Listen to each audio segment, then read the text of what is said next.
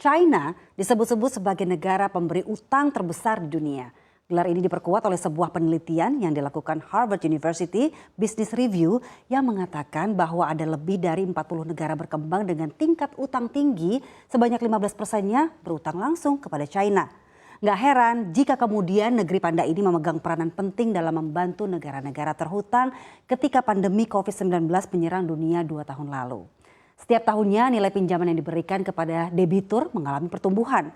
Dan berdasarkan informasi dari BBC, selama dekade terakhir pinjaman yang diberikan China ke negara-negara berpenghasilan rendah dan menengah telah meningkat 3 kali lipat.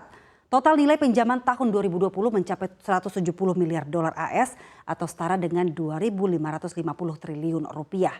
Lantas negara-negara mana saja yang berhutang kepada China? Apakah Indonesia termasuk di dalamnya? Mengapa hutang China sulit dibayar? Dan apa dampaknya bagi negara-negara yang berhutang ke China? Selengkapnya kita ulas dalam Utang China, mudah dapatnya, susah lunasnya. Kita ke slide yang pertama. Pemirsa, dunia berdasarkan hasil riset 8 Data William and Mary University di Amerika Serikat, terdapat lebih dari 40 negara berpendapatan rendah dan menengah yang resiko utangnya kepada pemberi pinjaman dari China ini lebih dari 10% dari total PDB-nya. Sebagai akibat dari utang terselubung, contohnya saja di Djibouti, Laos, Zambia, Kyrgyzstan yang sama setidaknya 20% dari GDP tahunan masing-masing negara tersebut. Buat apa aja sih sebenarnya pinjaman dari China itu? Sebagian besar pinjaman dari China untuk membiayai proyek-proyek infrastruktur besar seperti jalan, jalur kereta, dan pelabuhan, dan juga di sektor pertambangan dan energi. Kita intip aja nih pemirsa, pinjaman China ke negara-negara berpendapatan rendah sampai menengah dari tahun 2010 ke tahun 2020 yang meningkat 3 kali lipat. Ya. Dan di sini kita lihat sebagian besar negara yang berhutangnya paling banyak adalah Sub-Sahara Afrika. Gitu. Dan kita juga bisa melihat di sini dari 2010 dari 40 miliar dolar AS menjadi 180 miliar dolar AS. Dan setara dengan 2.550 triliun rupiah dengan nilai debitur tertinggi adalah negara bagian Sub-Sahara Afrika. Apa aja sih yang membuat hutang China ini berkembang begitu dahsyat? Kita bahas di slide berikutnya. Iya. Laporan terbaru, data terbaru pemirsa dari analisa selama 4 tahun terakhir, hutang China ini kenapa meningkat signifikan terkait dengan Belt Road Initiative atau BRI. BRI ini disebut-sebut sebagai salah satu kebijakan luar negeri dan ekonomi pemerintah China yang sangat ambisius.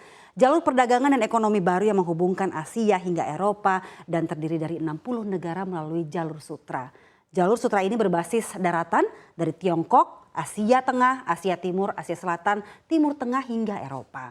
Nah, BRI ini diinisiasi oleh Presiden China sendiri pemirsa Xi Jinping pada September 2013 dengan tujuan meningkatkan perekonomian dunia serta menciptakan sebuah jalur baru yang memiliki peluang bisnis lebih besar bagi China. Disebutkan dalam data setidaknya ada 13.427 proyek pembangunan China dan dengan nilai 843 miliar dolar Amerika Serikat dalam implementasi Belt and Road Initiative ini. Negara-negara mana aja sih yang punya pinjaman besar ke China? Indonesia kira-kira termasuk nggak ya? Kita bahas di slide berikutnya.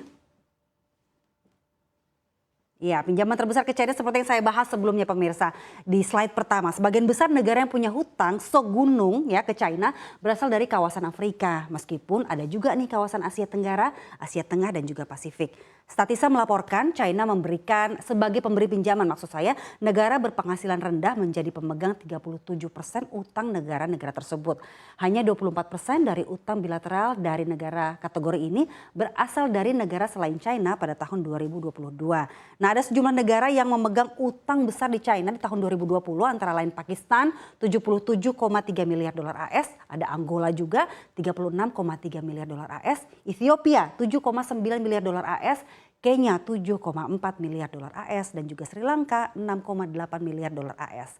Presiden World Bank David Malpass mengatakan tingkat utang banyak negara sudah di luar kemampuan pada bulan Januari. Nih kita lihat ya negara-negara yang punya utang paling besar nih ke China. Di posisi pertama ada Djibouti dari 39% dari PDB-nya. Angola 41%, Maldives, Laos dan juga Kongo. Ini lebih rata-rata 20% PDB masing-masing. Ternyata Indonesia nggak termasuk nih dari negara yang punya utang terbesar di China ya. Nah bagi Indonesia, China termasuk negara pemberi pinjaman keempat terbesar. Kita bahas di slide berikutnya. Ya, sebelum kita membahas kenapa kok China pemberi utang nomor 4 terbesar bagi Indonesia, kita intip dulu posisi utang luar negeri Indonesia ya pemirsa. Bank Indonesia ini melaporkan bahwa utang luar negeri Indonesia ini turun secara overall. Berdasarkan catatan Bank Indonesia, utang luar negeri akhir Juni menjadi sebesar 403 miliar dolar Amerika Serikat atau 5.919 triliun rupiah. Jumlah ini turun dari bulan sebelumnya yakni 406 miliar dolar AS. Khusus utang ke China sendiri mengalami penurunan signifikan juga pemirsa pada bulan Juni. Nah berdasarkan data Bank Indonesia, posisi utang luar negeri China turun 1,06 miliar dolar Amerika Serikat menjadi 20,788 miliar dolar AS atau sekitar 305,3 triliun rupiah dari bulan sebelumnya. Ya, China ternyata merupakan negara dengan pemberi pinjaman terbesar keempat bagi Indonesia. Di mana yang pertama ada Singapura, Amerika Serikat, Jepang, dan di tiga posisi teratas ya. Kemudian setelah China ada Hong Kong. Lantas kenapa kira-kira utang China ini sulit banget dibayar untuk sebagian negara? Dan apa dampaknya? Kita bahas di slide berikutnya. Iya. Dalam beberapa tahun terakhir pemirsa, China banyak menerima kritikan nih lantaran praktik pinjamannya ke negara lain yang malah membuat negara-negara tersebut tercekik alias nggak bisa bayar. Tapi kritik ini dibantah oleh China. Negeri tirai bambu malah menuduh beberapa orang di barat mempromosikan narasi ini untuk menodai citra China. Nah kalau melansir BBC, pemerintah China mengatakan bahwa tidak ada satu negara pun yang jatuh ke dalam apa yang disebut jebakan utang sebagai akibat dari pinjaman China. Riset dari EDData menyebutkan bahwa 50% pinjaman China ke negara-negara berkembang tidak dicantumkan dalam statistik utang resmi.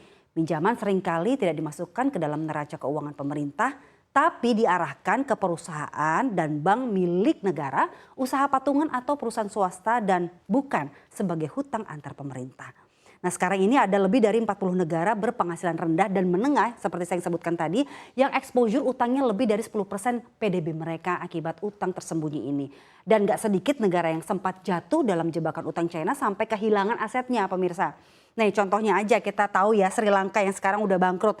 Nah ini gara-gara gagal bayar utang di tahun 2017, pelabuhan dan juga bandarnya sekarang dikelola oleh China. Bantuan utang China sebesar 1,5 miliar dolar AS diberikan 2010.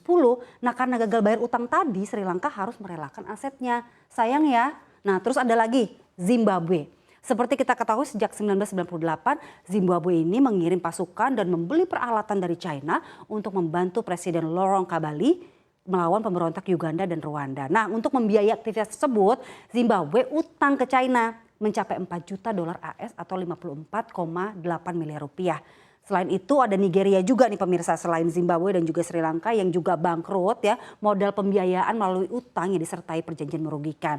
China mensyaratkan penggunaan bahan baku dan buruh kasar asal China untuk pembangunan infrastruktur di Nigeria. Nah belum lagi ada Uganda yang aset pengembangan bandara internasional NTB diambil alih oleh China akibat gagal bayar utang. Sedih ya pemirsa ya. Ya, pengamat ekonomi Center of Economic and Law Studies Bima Yudhistira mengatakan ada beberapa faktor yang membuat pinjaman dari China ini menarik. Di antaranya prosesnya mudah, standar lingkungan sosial dan pemerintah relatif dikesampingkan. Nah tapi ternyata banyak problemnya dalam proses dan penyelesaiannya. Menurut Bima, meski yang mengambil utang adalah BUMN misalnya ya, resiko tetap ditanggung oleh pemerintah dan juga APBN. Utang non pemerintah menjadi salah satu faktor yang membuat Sri Lanka bangkrut. Ya utang sih nggak salah sih, yang penting utangnya dikelola dengan baik. Terus ada niat juga dari yang mengutang itu untuk membayar dan pastikan juga niat pemberi utangnya ini. Karena ada aja hal-hal terselubung bukan? Ingat ya pemirsa, there's no such a free lunch.